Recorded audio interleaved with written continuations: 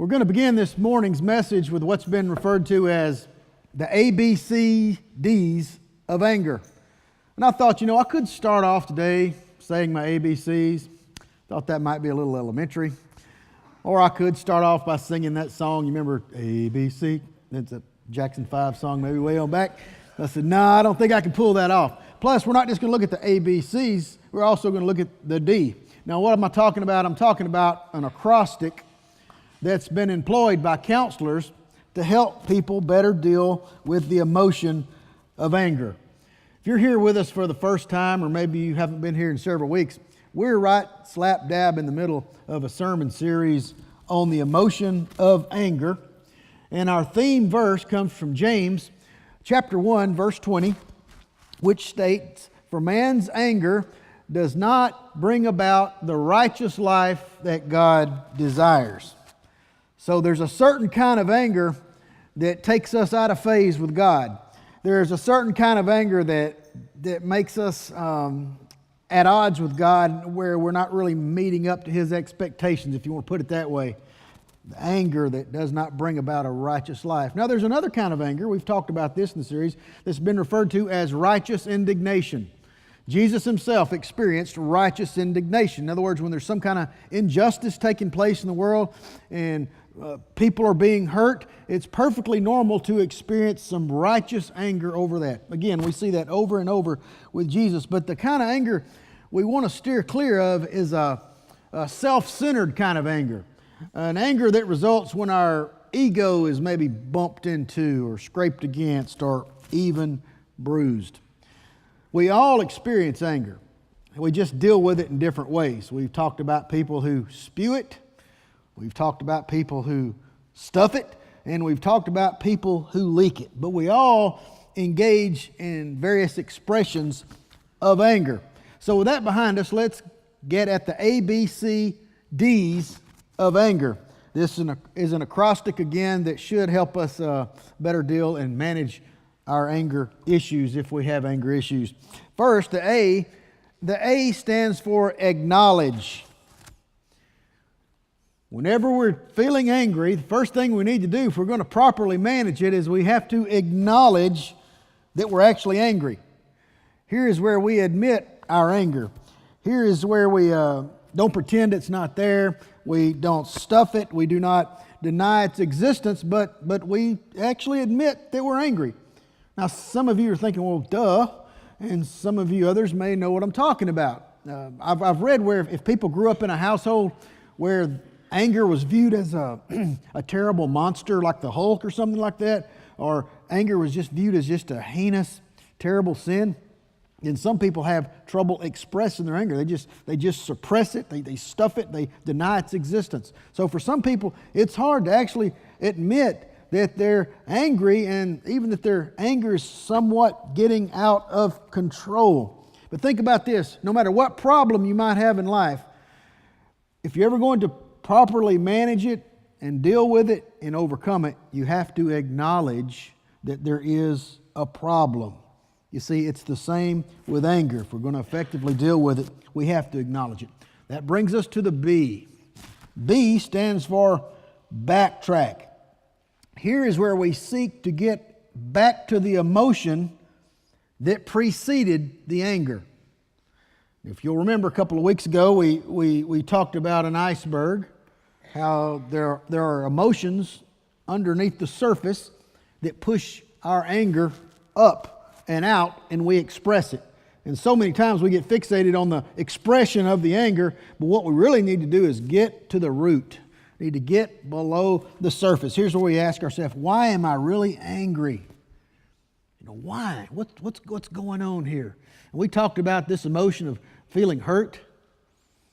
We saw a biblical example with Joseph and his brothers. Joseph's brothers were hurt because their dad was not showing them love like he was showing to little brother Joseph. And so they were angry enough to kill their brother and ended up selling him as a slave. Frustrations, that's another cause of anger which pushes it to the surface. We saw that from Naaman. He had unmet expectations. He expected to be healed in a certain way, an elaborate ceremony, and when he wasn't, he left in a rage. And we do the same thing today sometimes. We have these expectations in life, and when these expectations are not met, sometimes we become angry. Another emotion is insecurity. For whatever reason, we just don't feel like we measure up, and that can lead to hostility as well. And we talked about the Old Testament character of Saul, first king of Israel. He's a real tall guy and looked the part, but he just felt insecure with himself. In fact, when David started being praised for bringing down Goliath, he's so insecure that he starts to get jealous, keeps a jealous eye on David, and spends a great deal of his time actually trying to kill David. So these emotions, hurts, frustrations, insecurities, these emotions push anger to the top. And when we backtrack, we're trying to get below the surface and find out what is really fueling and pushing our anger. C is consider. Here we consider the cause of our anger. Here we take a look at the factors that contributed to the way we feel. Here we ask ourselves, who or what caused it to occur? Who or what frustrated me? Who hurt or wounded me? Basically, we're saying, what happened? Now, in dealing with the C, there's two ways to deal with this one. One is linked to the present, and one is linked to the past. In the present, we need to identify what happened. Did someone, insult us, forget something important to us, arrive late? It could include all kinds of things. And the other part of this is the past. And here's where we have to do a little bit of introspection, look inside. What has happened to the past in the past that's contributing to my present feelings? Are we carrying any anger remnants of days gone by? Are we angry at some type of a cultural expectation, a gender role stereotype, a physical limitation, a financial restriction, an ethnic bias? There's all kinds of things to consider when we're angry, all kinds of things, again, that could be pushing the anger to the top here. And let me say it's good to when we're considering the cause, we need to be careful that we don't get bogged down in introspection. Sometimes people can overanalyze things. What we need to really spend the most time on is the D, which we're coming to now. D is where we determine how to best deal with it. That's what we need to do when it comes to the D of the A, B, C, and D's. How do we best deal with it? Our goal here is best summarized in Ephesians chapter 4, verse 26. Another one of our theme verses. It says, "In your anger, do not sin." So as I've already pointed out several times, anger itself is not a sin, but it's how we react. It's the sinful actions that often follow the anger that we need to be careful of. We need to be angry appropriately without sinning. And for some, this D can stand for determining how to deal with the damage that's been done after maybe an explosion or a spewing event. Here we basically decide, how am I going to respond? You see, having the right response requires that we determine whether or not to confront. There may be an issue we need to confront. Maybe something going on, maybe a person. We need to decide how to confront. In other words, what's the best course of action or inaction to take when it involves our anger. So let's kind of break down D here, determine. We need to determine who, what, when, and how. So let's take a closer look at the who, what, when, and how. Who? We ask ourselves, with whom am I really angry? Am I really angry at myself? Am I really angry at someone else? Am I really angry at the situation? Or am I really angry with God? See, as our anger sometimes could be directed toward a particular person, or sometimes that person might just be a scapegoat for our anger. Or somebody might just be an easy target for our anger. Sometimes our anger gets directed at God. If we're unhappy with a certain situation that we find ourselves in, maybe a financial loss of some kind, maybe it's a material loss, maybe it's a physical ailment, maybe it's a relational loss, maybe it's even a death, but sometimes people are really mad at God.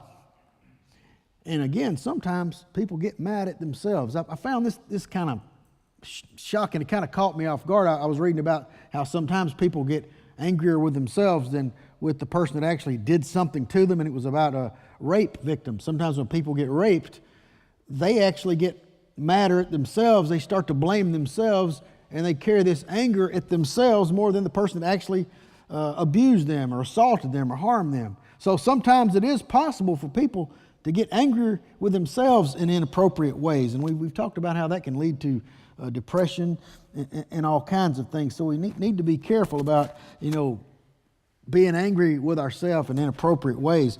Now, it may sound simple, but only when we honestly come to grips with who we're really angry with can we genuinely begin to heal.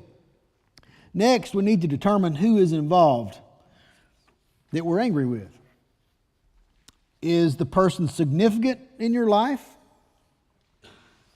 Do their opinions matter to you? Are you overly dependent on what they think of you or their opinion? Is this the first or the 100th time they've bothered you? Or do they remind you of someone in your past who you are still angry with? That happens sometimes. There are actually people out there that will be angry with you, not for anything you did. They're angry about something that happened with somebody else, and you remind them of somebody else. Have you ever wondered about that? Have you ever had someone be short with you, someone just didn't like you right off the bat, somebody that just seemed angry with you and you didn't even do anything? You don't even know that person? Has that ever happened to you? Well, that's happened to me before. I'm like, what is wrong with this person? What have I done to offend them? And I can't help but wonder, do I remind them of somebody they don't like? Maybe my mannerisms remind them of somebody they don't like. Maybe my face reminds them of somebody they can't stand to look at. Maybe it's my name. Maybe it's my race. I don't know. But some people don't like you because you remind them of somebody else that made them angry. Sometimes when people find out I'm a preacher, automatically they don't like me right off the bat. And I'm like, well, what did I do? I didn't do anything. But what it is a lot of times I'll find out later that they've had a negative church experience somewhere, spiritually abused in some way. There's a lot of that out there. And when they see me, they just project that onto me. They're carrying this hurt, they're carrying this anger, this frustration, probably expectations, all that stuff, and then they see me and find out I'm a preacher and just project it right onto me. Now, is that fair? No, but sometimes we humans do this sort of thing. In order to find healing from anger, we always need to ask ourselves, at whom am I really angry? And then listen quietly to what begins to surface in your heart. Sometimes you have to ask that question and listen to that still small voice. Who am I really angry at? It might not even be that person you just went off on. It may have been something from the past. This brings us to the what. What are my options? Should I express my concerns directly to the person or persons involved? By that, should we confront somebody, or should we redirect and release the anger indirectly? Well, let me just simply say this. It just depends on the situation. We have to ask ourselves, will directly confronting the person make matters worse, or will it make matters better? Really, that should be the motive. If we're ever going to confront someone that's making us angry, or maybe they're angry with us, should we confront them about it, or should we let it go? But again, our motive is to try to make things better. Proverbs chapter 9 verse 8 says, Do not rebuke a mocker, a smart aleck person, or he will hate you. Sometimes it's better not to stir it, if you know what I mean. Sometimes it's better not to rock the boat. You know, Jesus said, don't cast your pearl among swine. Well, why not? Well, they might trample them under feet and then turn and tear you to pieces. So sometimes confronting a situation might even make the situation worse. It may even cause things to escalate and become dangerous. Sometimes it's better to just release our anger indirectly through various activities. And here we look for non-destructive ways to get rid of our anger rather than spewing it onto others or stuffing it. So that brings us to the H. How? There really are all kinds of ways to discharge our anger in indirect, healthy ways. I'm going to give you some examples. It's not an exhaustive list, but it'll help you understand what I'm talking about. I have this drum set back here. If I'm really irritated about something, I have found that I can get back there and just beat the stew out of those drums, and I just feel better after it's over. I don't know what it is. It's, what is cathartic, or however you say that word. Some of you psychologists out there, it's like a release.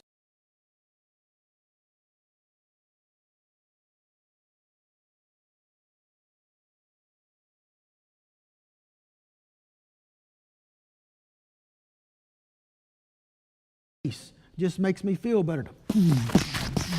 I could get back and demonstrate, but I'd be kind of corny, and I'm not going to do it. But you know what I'm talking about. I could really hit them hard. You know, you're not really going to tear them up, but it make you feel better. I have known people to have a literal punching bag in a closet or a part of the garage, and they get upset and they got this anger. You know what they do? They go out there and wear out that punching bag.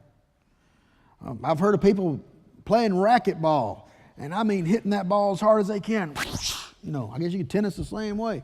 Just take your frustrations out on the tennis ball. There's just all kinds of ways. I've heard of people pulling weeds and mopping floors and beating, rugs to get the dust out of them. That's good. It gets anger out and gets your rug clean at the same time.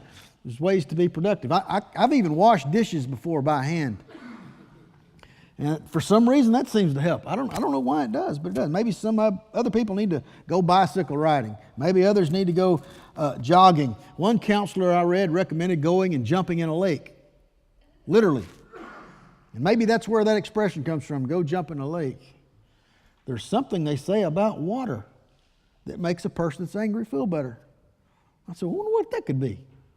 Well, part of it might be, people get angry, we get hot, heated debate. Hothead, we talked about that before. Maybe just taking a cold shower just kind of helps cool somebody off. It could be the cleansing feeling of getting clean, getting rid of something. Well, for some reason or another, water seems to help. Maybe going for a swim, maybe taking a shower, maybe jumping in a pond or a lake, whatever it takes. Try to cool off, get refreshed, change your mood. Thomas Jefferson suggested, I finally found out who said this, that we should maybe count to 10 when we feel like we're getting mad. And by the time we get to 10, we've kind of cooled off. Some of us may need to count to 50, whatever you need to do, count. Some advocate writing out your feelings in a journal. That has a way of getting it out. There's a story about Abraham Lincoln. When he was president, there was a guy named Secretary Stanton, and he was furious because one of his subordinates, an officer, had disobeyed or failed to carry out an order. So Lincoln advised him, and I'm quoting here, he says, write him now while you have it on your mind. Make it sharp. Cut him all up. In other words, he's saying, you let this guy have it with your pen. So Stanton, he didn't need much prodding, so he wrote a very powerful, very demeaning letter. And when he read it to the president, Lincoln responded, man, that is a good letter. So Stanton then asked, by whom can I send the letter? Send it? Lincoln replied. Why, don't send it at all. Tear it up. He says, you have freed your mind of the subject, and that's all that's necessary. Tear it up. You never want to send such letters. I never do. sometimes it helps to write and get out the feelings. Maybe you've responded, I've done this before. But Patrick's always warned me, don't when I'm doing an email, don't put who I'm sending it to until I've finished, because sometimes you can just get your feelings out, but then walk away and come back to it the next day, and then, man, you'll start taking out all kind of stuff. And then after you've taken out a lot of stuff and says, well, then you can send it. It could be dangerous if you let somebody just have everything you got. I don't recommend you do that. But sometimes just writing out an email and not sending it.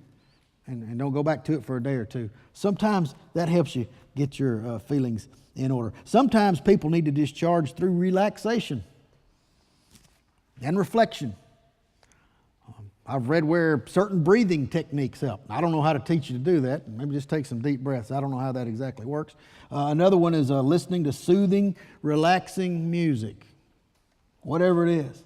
I think here of King Saul. Remember when he would get disturbed. He would start having these negative emotions, and you know what he would do? He would have David come in and play the harp. And I've often wondered if maybe sometimes some of us need to get some harp music on CD. Maybe put in some harp music and chill out. That might be something you want to try. There are times, though, according to Jesus, when we need to address the person involved directly. Again, our motive is for things to get better, not worse. So let's take a look at what Jesus says on the Sermon on the Mount. It's Matthew chapter 6. I'll start reading in verse 23. Matthew 6:23. And keep in mind, in this passage, Jesus is elaborating on the Ten Commandments. And that sort of stands at the back of everything he's saying here. And let me go ahead and say up front, the first four of the Ten Commandments, if you'll recall, deal with our relationship with God. And the last six of the Ten Commandments deal with our relationships with one another. So it's been adequately said that life is all about relationships. Our relationship with God and our relationship with other people. So God takes relationships very seriously. So keep that in mind as I read this, verse 23. And before I read it, I want you to notice we are in the context of anger.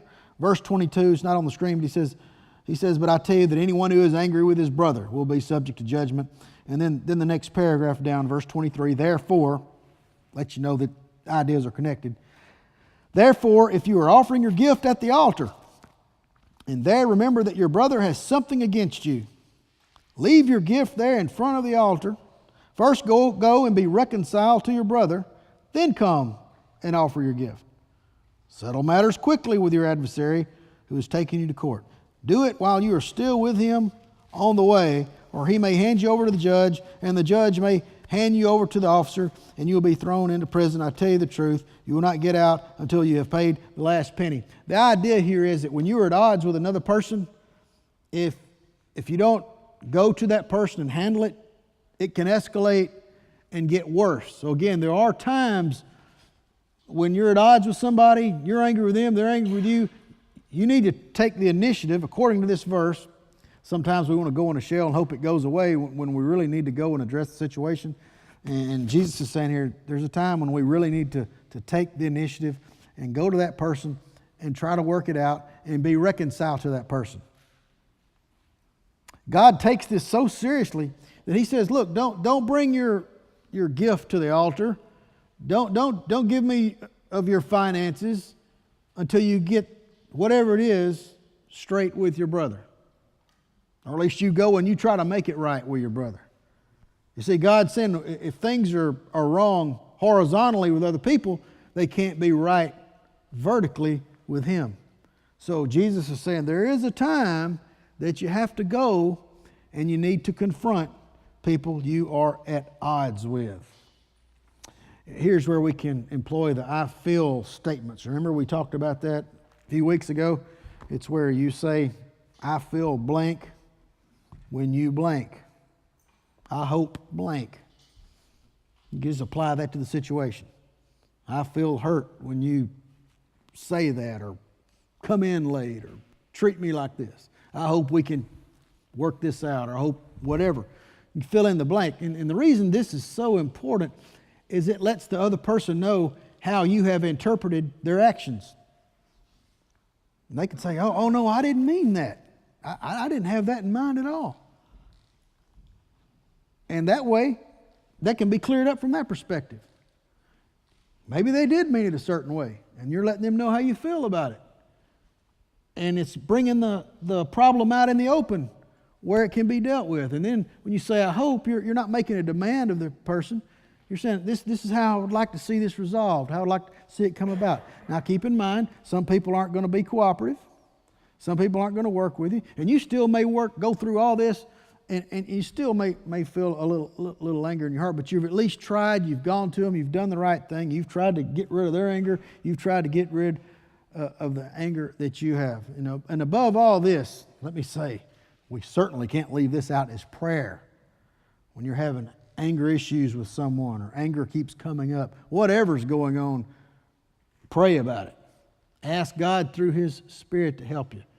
Part of the fruit of the Spirit is peace, patience, kindness. So as the Holy Spirit takes over, He helps you to become the kind of person that sort of defuses explosive situations. Timing is crucial. And that's what brings us to the when. When do we deal with a situation? Now? Later? Never? Have you ever watched a surfer surf? I have a clip I want you to watch. I want you to watch a surfer surf and pay attention to the waves and think about how exhilarating it must be for a surfer to surf. Any of y'all ever tried to surf? I tried to windsurf once, and I wasn't very good at it. That's one of the surfboards with a sail. I'm ashamed to say that I never really got going because my timing was never right. Here, let's take a look at this clip.